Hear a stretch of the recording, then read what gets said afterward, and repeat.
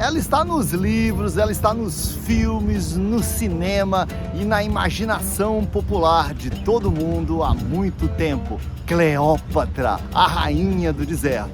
Todo mundo fala da Cleópatra, menos aqui no Egito. Por que será que ninguém no Egito dá bola para Cleópatra?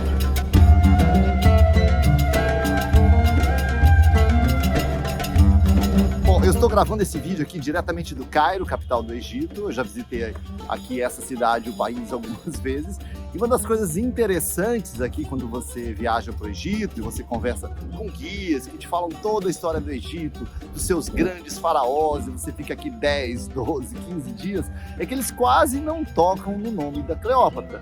E certamente uma das coisas mais associadas ao Egito no mundo ocidental, além das pirâmides, das esfinges e dos obeliscos, é a Cleópatra, né? Então, por que razão será que eles não falam muito sobre a Cleópatra?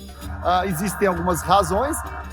A primeira delas é que a Cleópatra governa o Egito a partir do momento em que o Egito já estava perdendo relevância histórica, não é? Ela governa o Egito na dinastia Ptolomaica, não é? Aí um pouco antes da era cristã se iniciar, não é? E o que acontece? Já era um período em que o Egito já não era a principal civilização da humanidade, já estava perdendo relevância.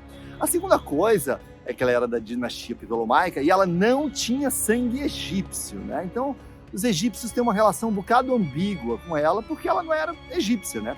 Ela tinha sangue grego, macedônico, né? Então, ela não era legitimamente uma egípcia. Existe outra razão também muito importante, é que a Cleópatra foi uma mulher super inteligente do ponto de vista estratégico, tático, e inteligente do ponto de vista formal mesmo. Ela falava um monte de línguas, era super versada, sabia poesia, poliglota, ou seja, para a época em que o conhecimento era um bem escasso, né? A sabedoria era um bem escasso, a gente não tinha livro, não tinha universidade, não tinha Google, não é? Ela era uma mulher super versada, então ela era inteligente e ela era muito estrategista também. E, de certa forma, o Egito já estava um pouco acuado pela ascensão de outros impérios, Império Greco, Romano, e então ela precisava tomar posições. E ainda tinha uma briga interna pelo poder aqui dela, com os irmãos, enfim.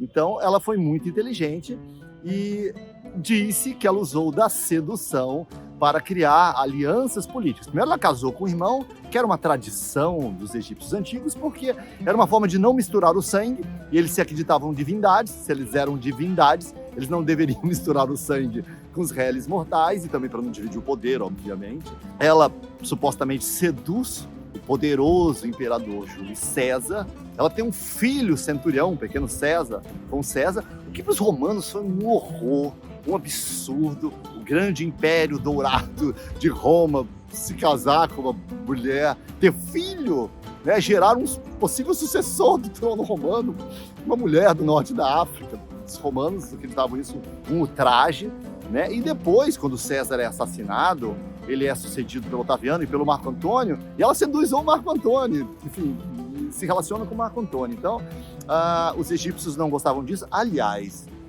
parece estranho que você tenha casado por poder, a gente olha com algum olho torto, ela se casou pelo poder, mas a gente precisa entender que o casamento por amor é uma construção cultural relativamente recente na história da humanidade. Boa parte do tempo, casamentos eram negócios de conveniência, ou então uma forma de manter patrimônio, de garantir a sobrevivência da sua família, ou de trocar dotes, né?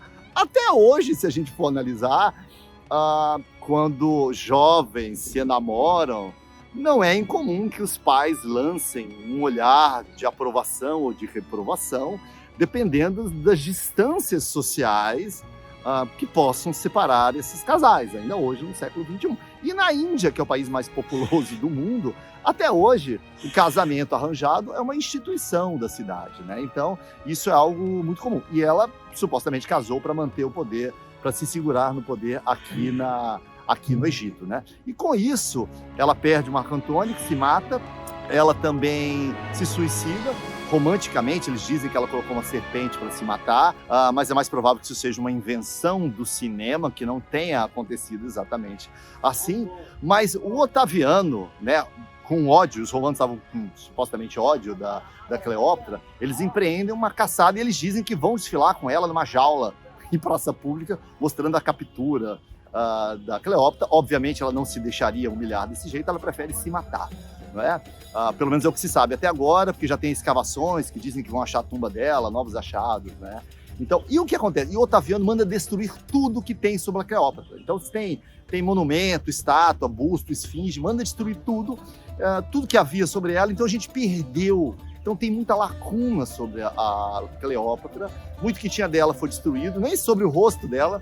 Tem algumas moedas, né, que acredita-se que ela seria meio nariguda, queixuda, mas não se sabe se ela era desse jeito ou se era uma representação artística, porque ela queria aparecer com a sua dinastia, com seus pais, avós, enfim. Então não se sabe muito bem. Então essas foram as principais razões pelas quais a Cleópatra, apesar de habitar o imaginário popular de todo o Ocidente, de todo mundo, talvez ela não seja tão falada quanto a gente esperaria quando visita o Egito.